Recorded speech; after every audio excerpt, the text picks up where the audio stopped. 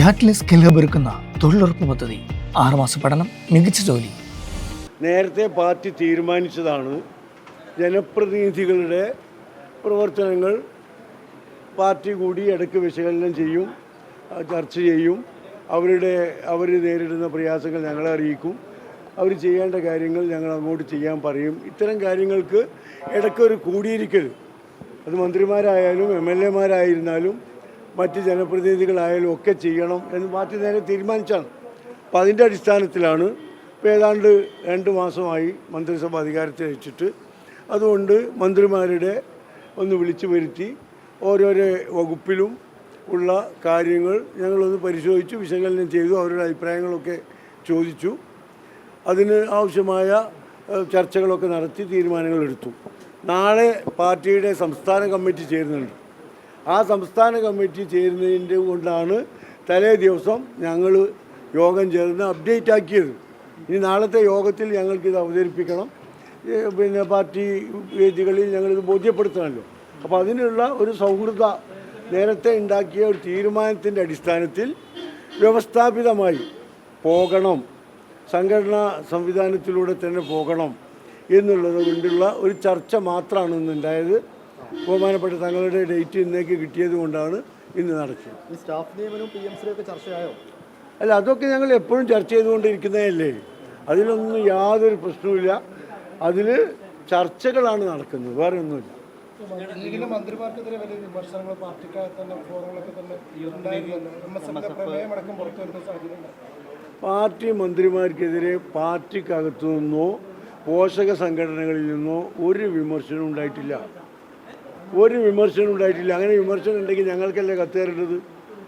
എന്നോട് ഒരു പോഷക സംഘടനാ നേതാവോ ഒരു പാർട്ടി പ്രവർത്തകനോ അത് സംബന്ധിച്ച് വിമർശനം പറഞ്ഞിട്ടില്ല.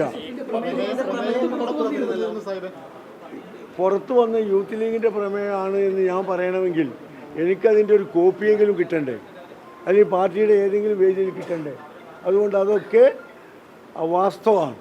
നിലവിലുള്ള മന്ത്രിമാരുടെ ഈ പ്രവർത്തനത്തിൽ സംതൃപ്തി തന്നെയാണോ നേതൃത്വം? എന്താ സംശയം? അതുമാത്രമല്ല, തുടങ്ങിയിട്ടല്ലേ ഉള്ളൂ, ഒന്ന് പ്രവർത്തിക്കാനുള്ള അവസരം കൊടുക്കണ്ടേ? മന്ത്രിമാരും പാർട്ടിയും രണ്ട് വഴിക്ക് പോകുന്നു എന്നുള്ള വിമർശനങ്ങളൊക്കെ സമൂഹ മാധ്യമങ്ങൾ ലീഗിന്റെ പ്രവർത്തനം പങ്കുവച്ചിട്ടുണ്ട്. അത് നിങ്ങൾ ഉണ്ടാക്കി കൊടുക്കും. അത് സാധാരണ പ്രവർത്തകർ ശരിയാണോ എന്നറിയാൻ ഒന്ന് സോഷ്യൽ മീഡിയയിലിടും, അങ്ങനെ പ്രചരിക്കും. അത് തമ്മിൽ യാതൊരു മന്ത്രിമാർ തന്നിഷ്ടത്തോടെയൊക്കെ പ്രവർത്തിക്കുന്നു എന്നായിരുന്നു. ആ പ്രമേയത്തെ തന്നെ ഞാൻ ഇല്ലയെന്ന് പറഞ്ഞ സ്ഥിതിക്ക് ഇതിനെപ്പറ്റി വിശദീകരിക്കേണ്ടല്ലോ. ഇതുവരെ പോയ പോലെ തന്നെ പോകും, ഒരു പ്രശ്നമില്ല. സംഘടനാ സംവിധാനം തന്നെയാണ് മുസ്ലിം ലീഗിലുള്ളത്.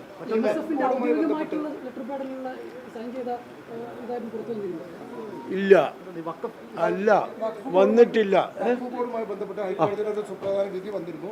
അതിൽ സർക്കാരിന്റെ അഭിഭാഷകൻ ഈ ഹർജിക്കാർക്കൊപ്പം കൂട്ടുനിന്നു എന്നുള്ള ആരോപണം ഇപ്പോൾ പ്രതിപക്ഷ നേതാവ് അടക്കം ഉയർത്തി കഴിഞ്ഞിട്ടുണ്ട്. അല്ല, പ്രതിപക്ഷ നേതാവിന് അതിൻ്റെ കൂടെ നിൽക്കുകയല്ലാതെ കളവ് പറയലല്ലാതെ മറ്റു നിലനിൽക്കാൻ മാർഗമൊന്നുമില്ലല്ലോ. ഞങ്ങളെ സംബന്ധിച്ചിടത്തോളം വളരെ വ്യക്തമാണ്.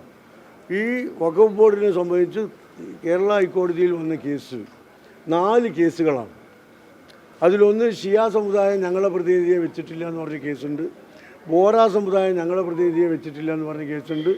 അതുപോലെ തന്നെ ഇതിൻ്റെ മാനദണ്ഡങ്ങളും നിയമങ്ങളും പാലിച്ചിട്ടില്ല, പിന്നെ സാങ്കേതികമായി ഇതിൻ്റെ രൂപീകരണം തെറ്റാണ് എന്ന് പറഞ്ഞൊരു കേസുണ്ട്.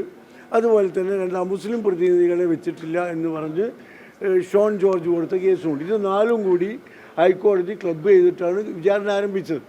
അപ്പോൾ ഇതിൻ്റെ സാങ്കേതികവും നിയമപരവുമായ വ്യവസ്ഥകൾ പാലിച്ചിട്ടില്ല ഇത് രൂപീകരിക്കുമ്പോൾ എന്നുള്ളതാണെങ്കിൽ ഞങ്ങളത് പരിശോധിക്കാം എന്ന് കോടതിയിൽ പറഞ്ഞിട്ടുണ്ട്. അതാ ഞങ്ങൾ പറഞ്ഞിട്ടുള്ളൂ. അതല്ലാതെ 2 മുസ്ലിങ്ങളെ വെച്ചോളാം എന്നൊന്നും ഞങ്ങൾ കോടതിയിൽ പറഞ്ഞിട്ടില്ല, കേരള ഗവൺമെൻറ് കോടതിയിൽ പറഞ്ഞിട്ടില്ല. വളരെ വ്യക്തമാണ്.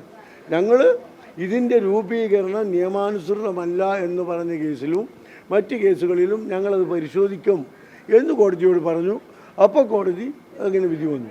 കോടതി വിധി ഇപ്പോൾ ഇത് സംബന്ധിച്ച് സുപ്രീം കോടതിയിൽ കേസ് നിൽക്കുന്നുണ്ട്. തമിഴ്നാട് ഒക്കെ ബോർഡ് പിരിച്ചുവിട്ടത് സംബന്ധിച്ച് സുപ്രീം കോടതിയിൽ അപ്പീൽ നിലനിൽക്കുന്നുണ്ട്. അതിൻ്റെ വിധികളൊക്കെ വരാനുണ്ട്. അതിനനുസൃതമായി രാജ്യത്തെ നീതിന്യായ വ്യവസ്ഥക്കൊക്കെ അനുസരിച്ചുള്ള തീരുമാനങ്ങളാണ് കേരള ഗവൺമെൻറ് എടുക്കുക. ഞങ്ങൾ മുസ്ലിം ലീഗിനെ സംബന്ധിച്ചിടത്തോളം ഈ കാര്യത്തിൽ പാർലമെൻറ്റിൽ ഈ ബില്ല് ചർച്ചയ്ക്ക് വന്നപ്പോൾ അതിശക്തമായ നിലപാട് ഞങ്ങൾ സ്വീകരിച്ചിട്ടുണ്ട്. ഒരു മതവിഭാഗത്തിൻ്റെ മതപരമായ കാര്യങ്ങളിൽ മറ്റു മതവിഭാഗങ്ങൾക്ക് അവസരം കൊടുക്കുന്നത് ശരിയല്ല.